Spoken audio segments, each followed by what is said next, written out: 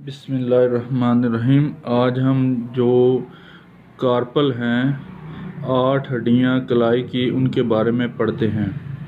कलाई की जो 8 हड्डियों में से पहली हड्डी है वो है हेमेट। Hamate HAMATE hamate. दूसरी है पेसिफोरम PISIFORM पोसिफॉरम पेसिफोरम। तीसरे नंबर पे जो है वो है ट्राइक्यूट्रम TRIQUETRUM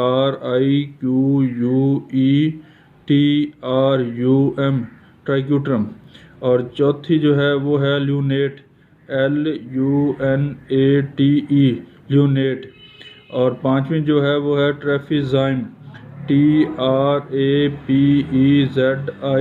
ट्रेफिजाइम।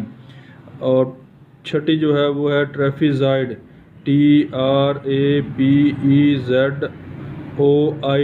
ट्रेफिजाइड। और सातवीं जो है वो है स्केफाइड SCAPHOID